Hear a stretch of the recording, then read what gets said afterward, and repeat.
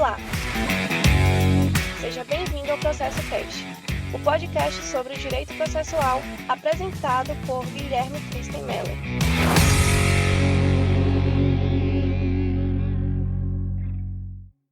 Olá! Sejam bem-vindos ao, agora sim, primeiro episódio do Processo Cast. Na semana passada eu lancei este projeto e, analisando os números do Spotify e do SoundCloud, não vejo motivo para não continuar com ele. Eu fiquei extremamente feliz com os números do episódio piloto, tanto com os plays quanto com os inscritos. Agradeço a confiança de vocês pelo tempo que investem consumindo este material. Como eu já disse, espero proporcionar excelentes conteúdos sobre direito processual. Pois bem, para este primeiro episódio eu preparei um material que corresponde a um pensamento meu sobre o papel da conciliação, da mediação e da arbitragem no cenário processual odierno do Brasil.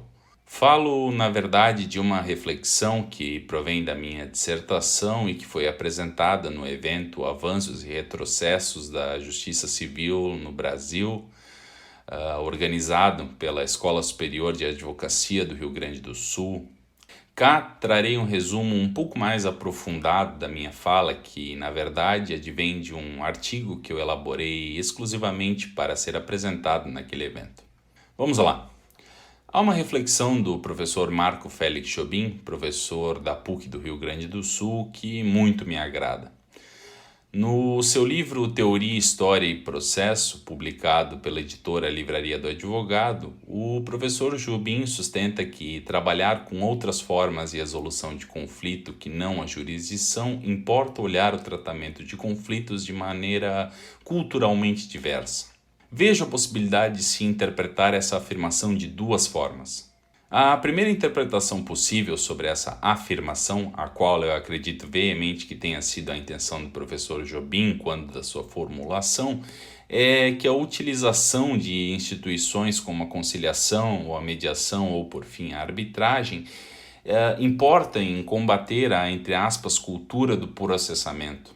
Isso, em certa medida, é um problema visto em diversas dimensões. Posso visualizar essa questão nas cortes, com juízes tratando essas formas de resolução de conflitos com pouquíssima relevância ou as concebendo equivocadamente, como por exemplo ocorre em audiências de conciliação que são realizadas por pessoas que não recebem a capacitação devida e são designadas com no máximo 5 minutos. Ainda vejo essa problemática no exercício da advocacia, com advogados que preferem ignorar essas formas de resolução de conflitos por entenderem que processo é, e tão somente, litígio no lapso do período processual. Por fim, vejo que o mais grave está em se pensar nessa cultura quando atrelada com as universidades, com professores que as entendem como bobagens, neomodismos processuais, ou quiçá entendendo que falar sobre conciliação, mediação e arbitragem não é falar sobre processo. O ensino do direito processual contribui, em certa medida, para a perpetuação dessa cultura. Vejam, no decorrer dos 5 anos da faculdade de Direito, o bacharelando é obrigado a submeter-se e ser aprovado em inúmeras cadeiras de direito processual. Todavia, poucos são os programas de graduação que apresentam em cadeira própria ou na própria cadeira de teoria geral do processo um planejamento metodológico em relação à conciliação, à mediação e à arbitragem. Vejo que isso muito contribui para a formação de profissionais do direito que entendem que litigar é pressuposto natural do exercício do processo. Vejo, ainda, que uma possível ruptura de paradigma nessa cultura do processamento é possível, mas tão somente é possível se a metodologia do ensino do que é processo sofrer igualmente uma ruptura paradigmática. Não estou culpando os docentes do curso de Direito. Pelo contrário, eles agem corretamente, isso no sentido daquilo que lhes foi ensinado, que por sua vez os seus respectivos mestres também aprenderam dessa forma.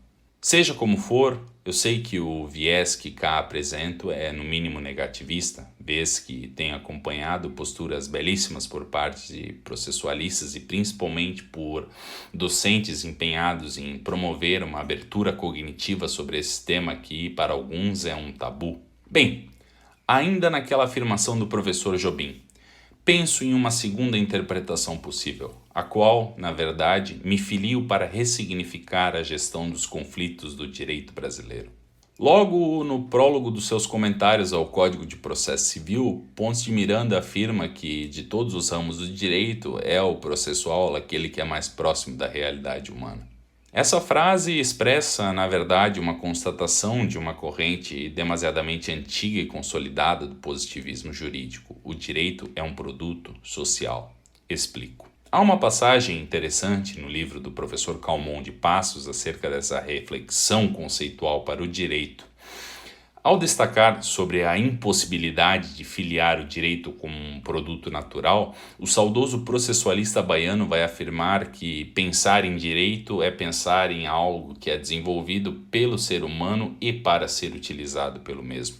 Todo esse pensamento, e principalmente a sua ligação com o processo, torna-se compreensível como a meditação do professor Galeno Lacerda, para quem o processo reflete uma realidade social específica. Com isso, digo que se espera compreender o papel da conciliação, da mediação e da arbitragem no sistema jurídico brasileiro odierno, é necessário que se reflita sobre a própria cultura brasileira odierna. Há muito tempo não se é possível pensar nas coisas e no próprio processo em uma perspectiva simplista como a do método de René Descartes. As atuais estruturas da sociedade não mais permitem que se pense em institutos sociais operando em um padrão de linguagem binário, ou seja, eu não posso esperar que a concepção sobre as coisas simplesmente sejam ou não. Odiernamente, preciso ter uma abertura cognitiva à dimensão da complexidade da sociedade. Diversas instituições sociais ratificam este ponto: a família, a educação, o trabalho, dentre tantos outros. A explicação sobre essa transformação paradigmática do simples para o complexo é perceptível nos apontamentos de, dentre tantos outros sociólogos e filósofos, o professor Zygmunt Bauman, teórico que, em sua tese sobre a modernidade líquida, observa uma ressignificação curiosa que se operou na humanidade a partir do século passado. Uma expansão da racionalidade com a consequente expansão das nossas concepções sobre tudo aquilo que está ao nosso redor. A teoria do direito explicará essa minha constatação de diferentes maneiras. Aqui faço menção à hermenêutica, matriz teórica que nos permite observar esse cenário a partir de uma elevação na carga de possibilidades de interpretação a partir do sujeito sobre as coisas. E neste ponto mora a afirmação do professor Ernildo Stein sobre a complexidade de estar naquele que observa e não naquilo que se observa. Ou seja, a nossa cognição permite interpretar e conceber as coisas da própria sociedade e de seus institutos em uma dimensão ampla na atualidade. Diante de tudo isso, não há a menor possibilidade de se sustentar que a ciência processual deve ser pensada e estruturada de maneira simples. Pelo contrário, se o processo representa uma manifestação cultural do ser humano, falar em uma cultura social tão rica quanto a atual, e nisso falo de uma experiência social ampla sobre as coisas, é falar senão de um processo que deve seguir o mesmo nível.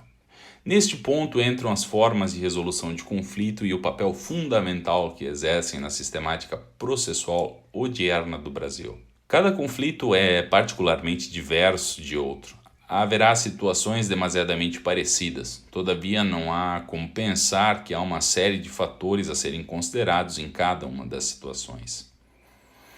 Se isso era anteriormente óbvio, o paradigma que se extrai da sociedade na atualidade reforça tão somente a necessidade que se tem de conceber uma sistemática processual ampla a essa carga de diversidades.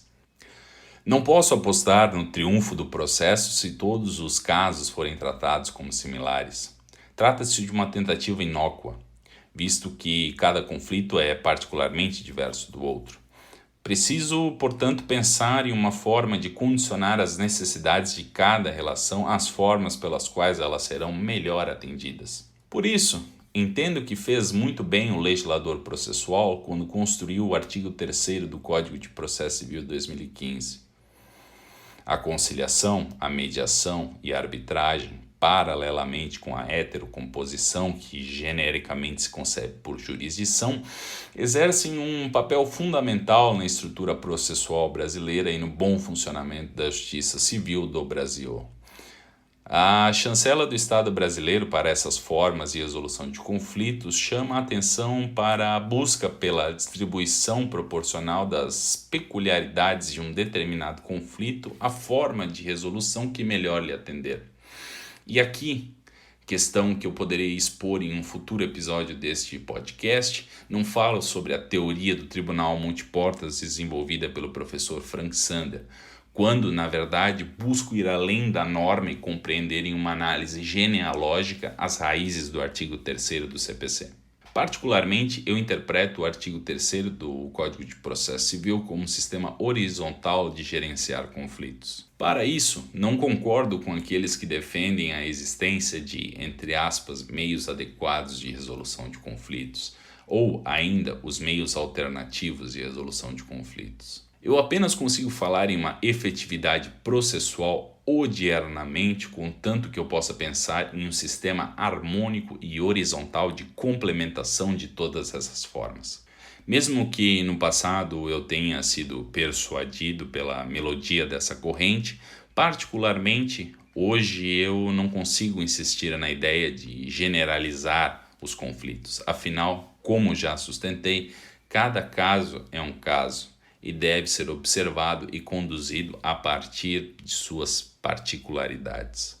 Portanto, contrariando-me aos meios adequados / alternativos de resolução de conflito, corrente teórica embasada na disputa entre aquele direito oficial versus direito não oficial, como expõem os professores João Pedroso e Boaventura de Souza Santos, eu não vejo uma disputa hierárquica entre essas formas. Em uma perspectiva de gerir os conflitos, penso que todas são iguais até a chegada do conflito. Afinal, a partir daí que eu poderei saber qual é mais adequada, o que depende, novamente, das particularidades do conflito. E isso, sem dúvida alguma, assegura o aspecto participativo da democracia no processo, o que, porém, ficará para um outro episódio. Este é o papel da conciliação, da mediação e da arbitragem no cenário processual odierno do Brasil.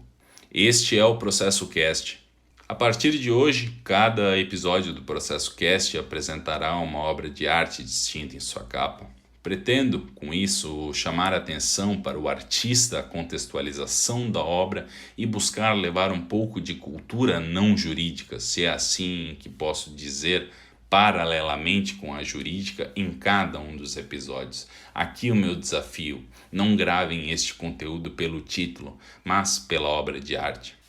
Neste primeiro episódio, eu chamo a atenção para o autorretrato do pós-impressionista holandês Van Gogh, autor conhecido pelos seus traços densos carregados de uma linguagem emocional intensa. Lembro que, a partir desse primeiro episódio, este conteúdo será disponibilizado no Spotify, no SoundCloud em áudio e no IGTV em vídeo. Agradeço pela atenção de vocês e estou à disposição para conversarmos nas minhas redes sociais. Até mais!